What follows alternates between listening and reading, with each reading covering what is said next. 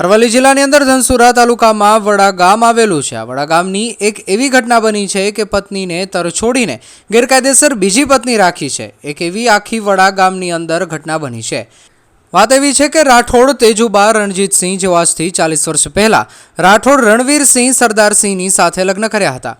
રાઠોડ રણવીરસિંહને પોતાની 2 કુંવરી અને બીજે 12.5 વીઘા જમીન પણ હતી। વખતો વખત જતા રણવીરસિંહને પ્રેમ સંસાર સારો ચાલતો હતો, જ્યારે તેમને જેમાં પ્રદીપસિંહ, બીજા નાગેન્દ્રસિંહ અને આમનો સંસાર સારો ચાલતો હતો।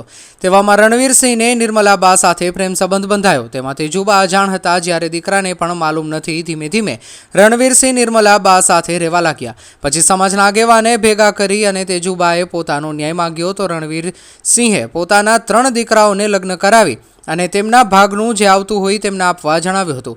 પછી રણવીરસિંહ અને નિર્મલાબા પોતે હિંમતનગર ખાતે રહેવા જતા રહ્યા અને તેજુબા સામે આજ સુધી જોવા પણ આવ્યા નથી। સાથે કોરી પણ વેચી દીધી, દુકાનો પણ વેચી અને જમીન પણ વેચી દીધી, પણ તેજુબા કે તેમના દીકરાને ભાગ આપવાનું જણાવતા હતા, પણ આજ દિન સુધીમાં ભાગ આપ્યો નથી।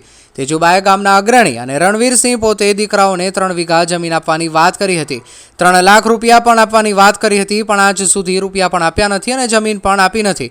આજે રાઠોડ તેજુબા પોતે દીકરાના ચલાવવા માટે લોકોના ઘરે જઈ કચરા પોતા કરી પોતાનું ગુજરાન ચલાવે છે। રાજપૂત સમાજની દીકરીને આ રીતે લોકોના ઘરે કચરા પોતું કરવું કેવી રીતે પોસાય? છતાં પોતાના દીકરાઓ અને દીકરાની વહુ પણ મજૂરી કામે જાય છે। તેજુબા ગુજરાત રાજ્ય મહિલા આયોગ વિભાગમાં પણ આની અરજી કરેલ છે, જે પોલીસ સ્ટેશને આવી હતી। પોલીસે એવું જણાવેલ, શું આ એક રાજપૂત દીકરીને ન્યાય મળશે? તેજુબા મુખ્યમંત્રી ભૂપેન્દ્રભાઈ પટેલ, કલેક્ટર અરવલ્લી અને ડીસીપી સાહેબને આની લેખિત જાણ કરી છે, તો શું આને ખરેખર ન્યાય મળશે કે પછી અન્યાય થશે?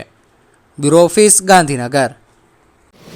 સાહેબ, મારે મી જોડતી વ્યક્તિ નથી ને અમને બીજી પત્ની લાવી દીધી સાહેબ। સાહેબ હજુ છૂટાછેડા લીધા નથી, બીજી પત્ની લાવી દીધી છે એમને। સાહેબ એમને 2 કોળીઓ હતી અને 12 વીઘા જમીન હતી, સિયાટાએ વેચી દીધી, અમને કોઈ ખબર જ નથી। સાહેબ મારા છોકરાને પરણાયો અને બધું લઈ લીધું, કશું આપ્યું નથી। અત્યારે હું લોકોના ઘરના કામ કરીને મારું જીવન ચલાવું છું સાહેબ। મારા દીકરાને હું મોટા કરી રહી છું સાહેબ। સરકારને હું કહું છું કે મને ન્યાય અપાવો મને સાહેબ। તેજુબા રણવીરસિંહ રાઠોડ, 60 વર્ષ થયો મને લગ્ન કરી, પણ આ તો લોકોએ મને બહુ દુઃખી કરી સાહેબ। મારા 2 દીકરા છે, મેં લોકોના ઘરનો કોમ કરી છોકરા મોટા કર્યા સાહેબ। મારી બહુ પરિસ્થિતિ ખરાબ છે સાહેબ। છે રાઠોડ પ્રદીપસિંહ રણવીરસિંહ, હું વડા ગામ રહું છું। મારું નામ રાઠોડ નાગેન્દ્રસિંહ રણવીરસિંહ, વડા ગામ રહું છું।